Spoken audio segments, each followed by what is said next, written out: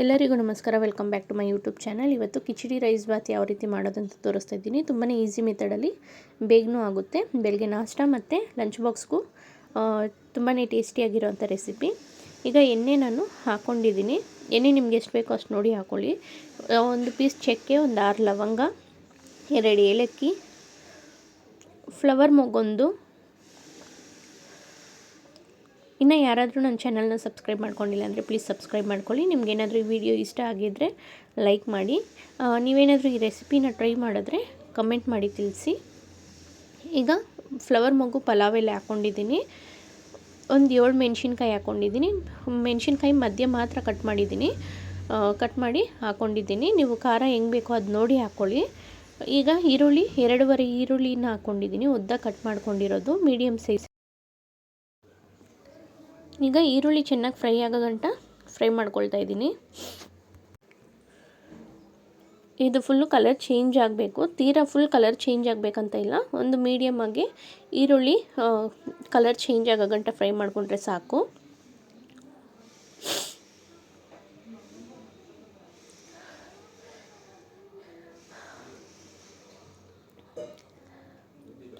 ಈಗ ನೋಡಿ, ಇದು ಸ್ವಲ್ಪ ಕಲರ್ ಚೇಂಜ್ ಆಗಿದೆ ಅಲ್ವಾ, ಇಷ್ಟು ಬಂದರೆ ಸಾಕು ನಮಗೆ ಈ ಕಿಚಡಿ ಪಲಾವ್ ಮಾಡೋದಕ್ಕೆ. 1 ಸ್ಪೂನಷ್ಟು ಶುಂಠಿ ಬೆಳ್ಳುಳ್ಳಿ ಪೇಸ್ಟ್ ಹಾಕ್ಕೊಂಡಿದ್ದೀನಿ. ನಾನು ಆಲ್ಮೋಸ್ಟ್ ಎಲ್ಲ ವೀಡಿಯೋನಲ್ಲಿ ಹೇಳ್ತೀನಿ, ಶುಂಠಿ ಬೆಳ್ಳುಳ್ಳಿ ಪೇಸ್ಟು ಆದಷ್ಟು ಮನೇಲಿ ಮಾಡ್ಕೊಂಡು ಯೂಸ್ ಮಾಡಿ.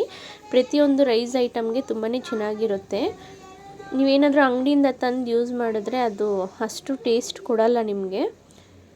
ಈಗ ಶುಂಠಿ ಬೆಳ್ಳುಳ್ಳಿ ಪೇಸ್ಟ್ ಹಾಕಿದ್ಮೇಲೆ ಸ್ವಲ್ಪ ಹಸಿ ವಾಸನೆ ಹೋಗೋ ಗಂಟ ಫ್ರೈ ಮಾಡ್ಕೊಂಡಿದ್ದೀನಿ. ತುಂಬಾ ಬೇಗ ಆಗೋವಂಥ ಕಿಚಡಿ ರೆಸಿಪಿ ಇದು. ಈಗ ಒಂದು 1/4 ಸ್ಪೂನಷ್ಟು ಅರಿಶಿಣದ ಪುಡಿ ಹಾಕ್ಕೊಂಡಿದ್ದೀನಿ. ರುಚಿಗೆ ತಕ್ಕದಷ್ಟು ಉಪ್ಪು ಹಾಕ್ಕೊಳ್ತಾ ಇದ್ದೀನಿ. ಒಂದು ಟೈಮ್ ಫ್ರೈ ಮಾಡ್ಕೊಳ್ತಾ ಇದ್ದೀನಿ. ಅದು ಹಾಕಿ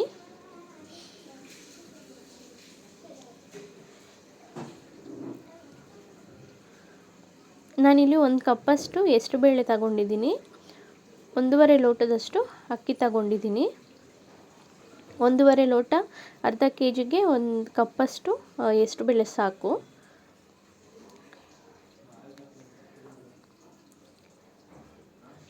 ಈಗ ನಾನು ಇದಾಗಿದೆ ನೋಡಿ, ಫುಲ್ಲು ಎಣ್ಣೆ ಬಿಟ್ಕೊಳ್ಬೇಕು ನಮಗೆ. ಈರುಳ್ಳಿ ಶುಂಠಿ ಬೆಳ್ಳುಳ್ಳಿ ಪೇಸ್ಟ್ ಎಲ್ಲ ಹಾಕಿದ್ಮೇಲೆ ಹಸಿ ವಾಸನೆ ಹೋಗಿ ನಿಮ್ಗೆ ಫ್ಲೇವರ್ ಬರುತ್ತೆ, ಅಲ್ಲಿ ಗಂಟ ಫ್ರೈ ಮಾಡ್ಕೊಳ್ಳಿ.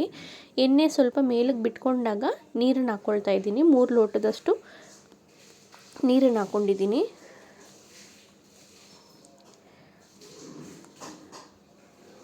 ಈಗ ನೀರು ಕುದಿ ಬರೋ ಅಷ್ಟೊತ್ತಿಗೆ ನಾನು ಹೆಸರುಬೇಳೆ ಮತ್ತು ಅಕ್ಕಿನ ವಾಶ್ ಮಾಡಿಕೊಂಡು ಇಟ್ಕೊಂಡಿದ್ದೀನಿ ಸಪ್ರೇಟಾಗಿ.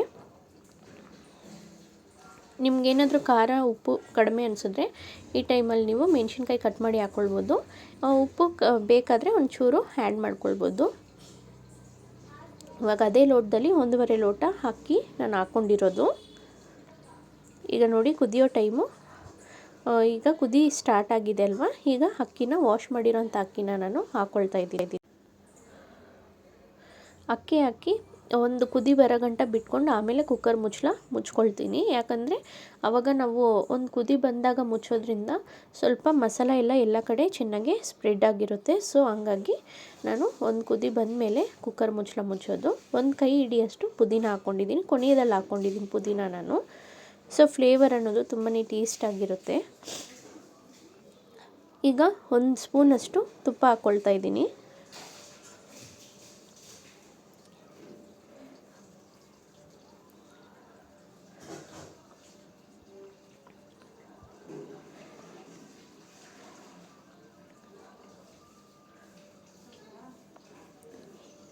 ತುಪ್ಪ ಹಾಕ್ಬಿಟ್ಟು ಕುಕ್ಕರ್ ಮುಚ್ಕೊತಾ ಇದ್ದೀನಿ. ಈಗ ನಾನು 2 ವಿಷಿಲ್ ಬಿಡೋದು ಯಾವಾಗಲೂ. ನೀವು ನಿಮ್ಮ ಮನೇಲಿ ನೀವು ಎಷ್ಟು ವಿಷಿಲ್ ಬಿಡ್ತೀರೋ ಅದನ್ನು ನೋಡಿಕೊಂಡು 1 ಅಥವಾ 2 ಬಿಟ್ಕೊಳ್ಳಿ. ಬಟ್ ನಾನು ಯಾವಾಗಲೂ 2 ವಿಷಿಲ್ ಬಿಡ್ತೀನಿ.